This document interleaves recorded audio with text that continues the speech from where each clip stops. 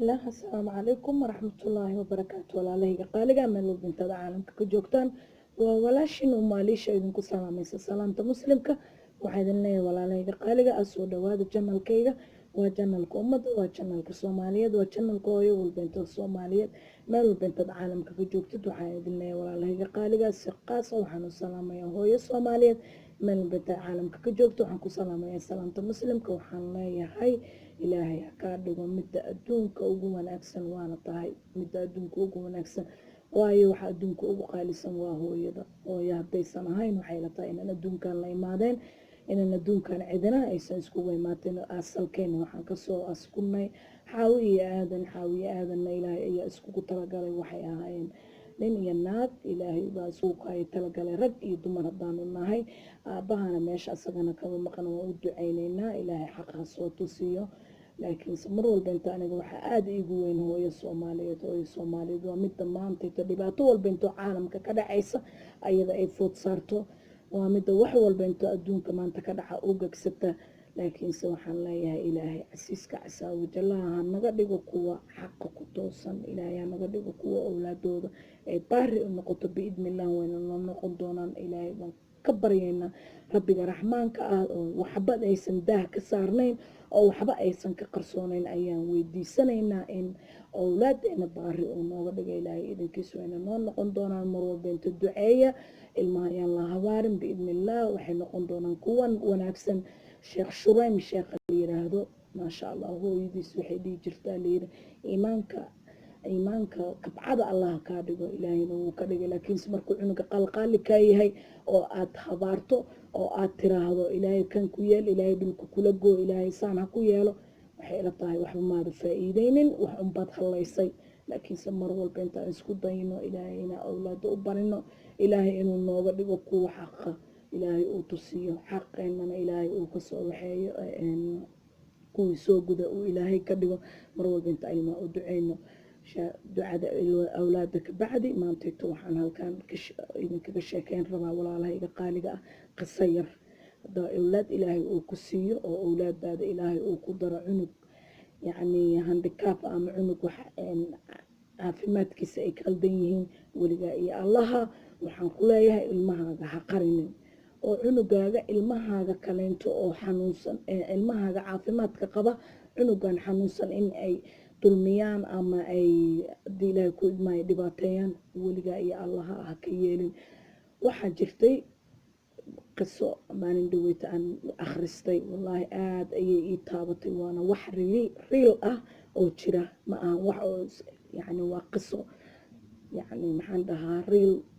qiso dhab ah qiso dhab ah waaye waxaa jiray reer ayaa waxay lahaayeen 4 wiil iyo 1 cunug waxay lahaayeen 5 wiil iyo shantaas wiil 1 wiil oo ka mid ah ayaa xanuunsan oo ilmaha handikaabka ah ayuu yahay ilaahay hadduu ku idmaa wiilasha waa waaweynaadeen wiilasha ayaa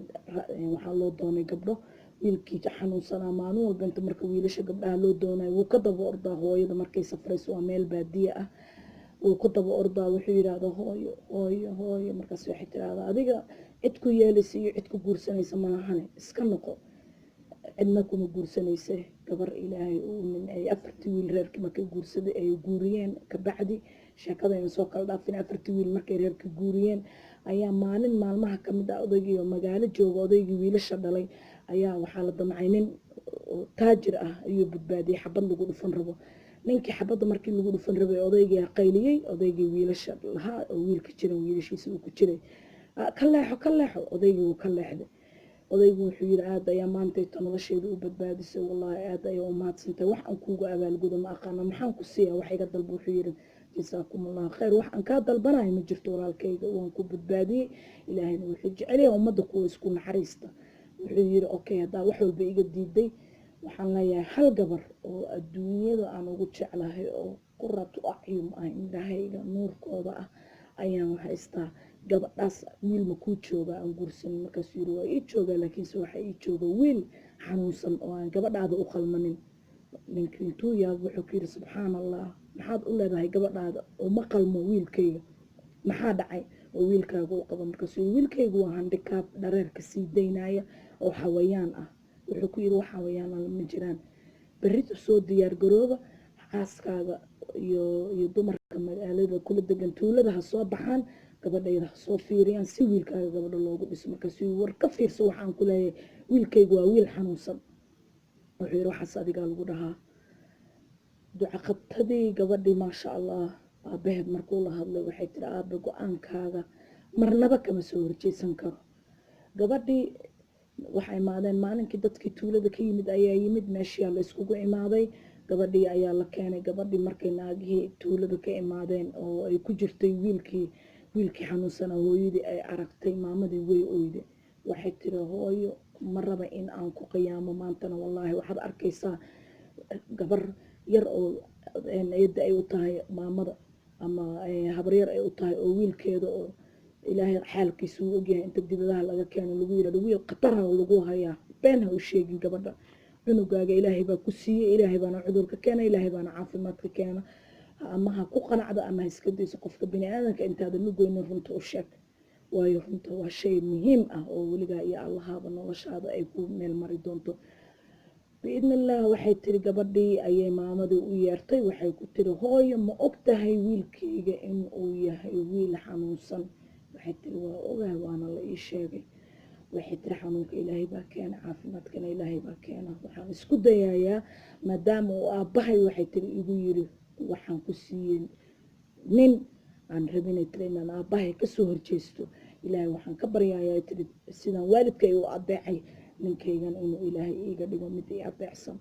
adigu ducadeeda ilaahay kuma qadanin gabadhiyaa lasoo guuriyey hadal badan kabacdi gabadhii markii lasoo guuriyey gabadhii markay ninkii aragtay aada ayay u calool xumaatay waxay aragtay qof lugihiisa ay naafin yihiin dhareerka ka socdo adigu ilaahay oo nimcadiisa ay ku dhacday gabadhii way yeeshay ninkeedii way u qaban jirtay ayadaa timaha ka xiiri jirtay ayadaa cidiyaha u jiri jirtay ayadaa cuntada sii siin jirtay xataa gacmihiisa qof ay wax qabsan karaan ma ahayn dadkii tuulada oo dhan ayaa gabadhii kusoo shamuumeen wow naagta ninka doqonka guursatay naagta ninka dhareerka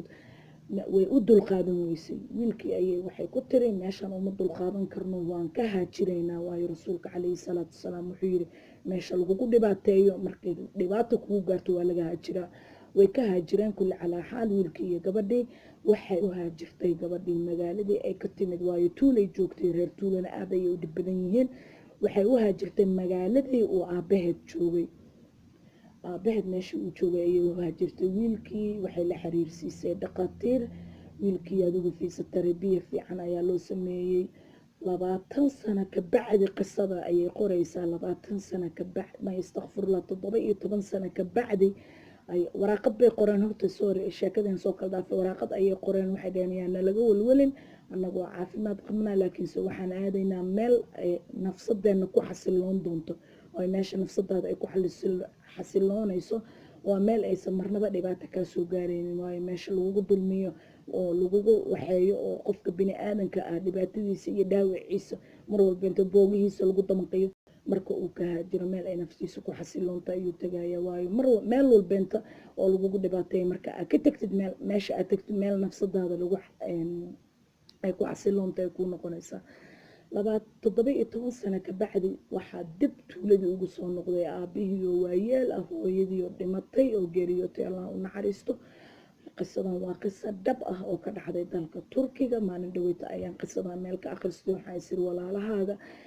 la wadaagtid reerkii ayaa dib waxa ugu soo noqday wiilkoodii oo soconaya oo awlaadiisii gacanta ka haysta iyo gabadhii samirka badneyd oo duceysnayd oo la socota aabihii wuu ishayn waayey labada lugood ayuu dhulka ku dhufsaday wuxuu yiri weligaa iyo allaha ha yasin ilmahaaga oo ha ku yasin ilaahay awlaadaada oo ku siiyey oo weliba lagugu fiirinayo waayo cunugan afartii wiilba waxay ahaayeen wiilal xayi ah waayo kan shanaad saas looga dhigay waxaa lagugu fiirinaya wax walba marka ay kugu dhacayaan waa waxaa la fiirinayaa samirkaaga marka aad fakhrinaysid waxaa la fiirinayaa samirkaaga marka xoolaha lagu siinayo waxaa lagu fiirinayaa sida xoolahaas aad ka yeelayso awlaada laftirkeeda marka lagu siinayo waxaa lagu fiirinayaa sida awlaadaada aad ilaahay kuugu manaystay sida aad ka yeeli doontid ilaahay dad buu wuxuu siiyaa habla kaliya gabdho markaas waxay yiraahdaan reer hebel gabdho bas bay dhalaan ilaahay raab wuxuu siiyaa wiilal keli ah bini aadankeenaan meel aan adduunyadeena ku xasinayno malahan waa ninkii jannada la geeyey oo yiri waxaan jeclaan lahaa jannada meesha ugu hooseysa waayo allihiina unta iyaaba naga eedbeeli waayey aadane haddaan nahay aadane allaha unta inbaa ka eedbeeli karaa cid kale inta oo ka eedbeeli karta malaha marka maantayt waxaan qisadan usoo qaatay oo sheekadan usoo qaatay waxay tahay aada ayay ii taabatay aadkay ii taabatayna waxa ay tahay maantayt guryo badan oo waxaa jira ilmo autism oo handicap ah ay ka buuxaan guryaheena Soomaaliyeed yaan la isku cayn waxaa laga yaabaa in reerkii oo dhan magac looga dhigo oo la yiraahdo reerka cunuga jiran haysta reerka cunuga dhaadhaanka haysta reerka maadigaba ilaahay baa bari ku siin kara waayo gabadhan waa lagu imtixaamay imtixaanka walaasha ay haysato ay ku samrayso ha ooga dhigin magac oo boogaheeda ha ku damqinin waxaanu noqonay dad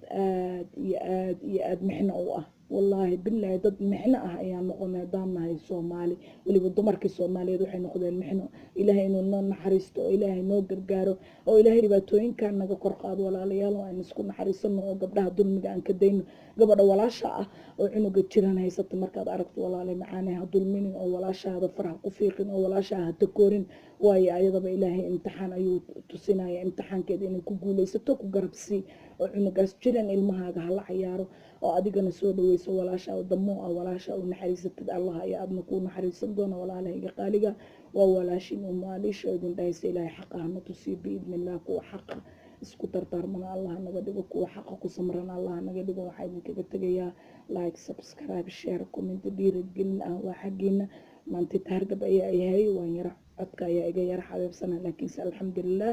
shaydaanka ayaan jiranin waxaa idinkaga tagaya walaalahayga qaaliga ah kuwa isku samra oo xaqa isku dardaarmo waa walaashin maaliisha idin dhahaysa wabilaahi towfiiq asalaamu calaykum waraxmatullaahi wabarakaatu